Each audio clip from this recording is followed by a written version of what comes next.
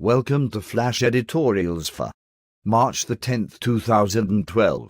I am Russell D. Longcore, owner and editor of Dump DC. I am finally coming out of the closet.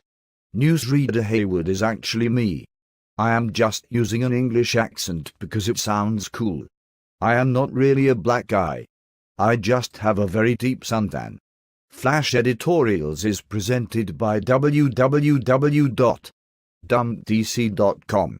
Dump DC is the world leader in secessionist thought. We show the world that secession is the only hope for personal liberty and property rights on the planet. This has been a news-filled week. Let's get going. The Nation Part 1, Rick Santorum. Won beauty contests in Alabama, Kansas and Mississippi. This week, Mitt Romney came in third behind Tweedledum Gingrich in the South. And poor old Ron Paul came in dead last. Curious thing about Ron Paul. He draws enormous crowds to venues. When he speaks, he has been brilliant in getting campaign contributions for 8 years, holding Ron Paul money bombs that generate millions each time. Ron Paul has won the hearts and minds of the young and those who are tired of being robbed and lied to. But what will the good doctor do with all these followers? At the convention and beyond, there is no possibility that he will swing his support to any of the other 3 candidates when he stands against everything they support. I have heard many suggest he become a third-party candidate, but that would be a one-way ticket to Ross Perot's. But I have a suggestion for Ron Paul. How about taking the next logical step in protecting personal liberty and property rights and become a secessionist? Forsake the grand old party, Dr. Paul. Tell your willing, excited followers that secession is the only solution to return liberty to the North American continent. Encourage your supporters to spread the good news about forming new nations from old states. And finally, because you are from Texas, nominate yourself as the first president of a new Texas nation. Texas needs a lightning rod for nationhood, and with your notoriety and principled stand against D.C. tyranny, you are the perfect man to be the next Sam Houston. The Nation Part 2, Washington is in full spin cycle about Staff Sergeant Robert Bales, who has been identified as the lone gunman who murdered 16 civilians in Afghanistan. This week, Afghanis say there were 16 to 20 soldiers committing the murders, and that they were all drunk. Remembering the Patrick Tillman story, and how the army leaked their asses off, I'm kind of inclined to believe the indigenous reports. Bales has now been emergency evacuated from Afghanistan by aircraft and is heading for Fort Leavenworth, Kansas. In the days after the incident, I heard Obama and Defense Secretary Panetta stating that this would not deter America from its mission in Afghanistan.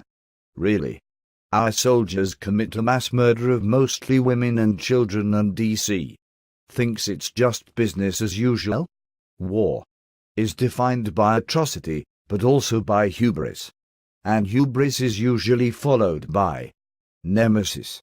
Nemesis usually means you get your ass kicked. The Nation Part 3, our moron-in-chief, Barack Obama, announced this week that he would release some of the U.S. Strategic Petroleum Reserves, or SPR, into the market with the goal of easing American gas and diesel prices.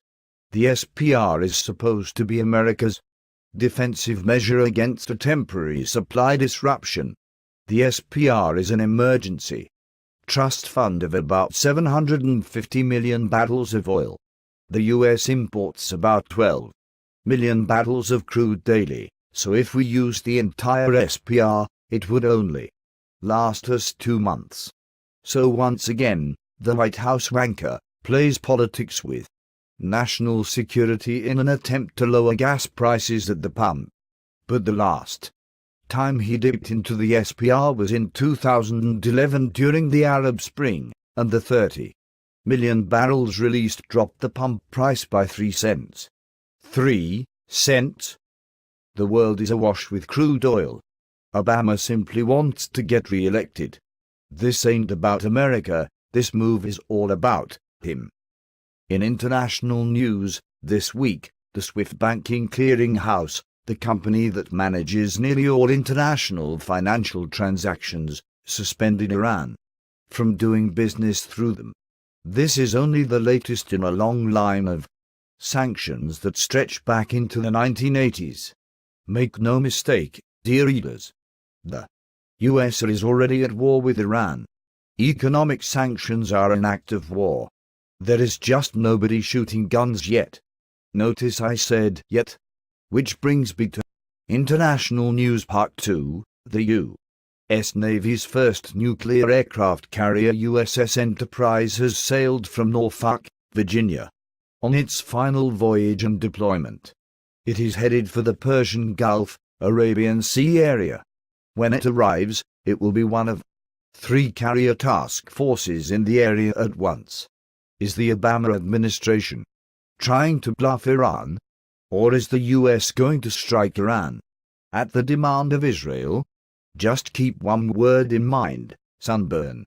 Google the term sunburn missile and see what awaits the carrier task forces. Perhaps the Pentagon decided to have the USS Enterprise sunk at sea instead of being cut up for scrap at the Navy Yard. International Part 3, Israel knows that Obama is not their friend.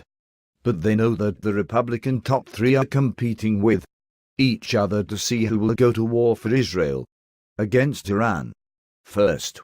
So what might Israel do to change the November election? They might keep up the pressure to attack Iran. That will keep the Middle East unstable. An unstable Middle East will keep crude oil prices climbing.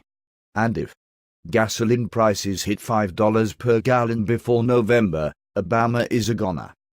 Now a shameless plug: have you ever dreamed of owning a home-based business? It's a dream shared by millions of people who crave freedom from bosses. But it's much, much more, and today I want you to concentrate on time freedom. You can always earn more money somehow, but you cannot earn more time.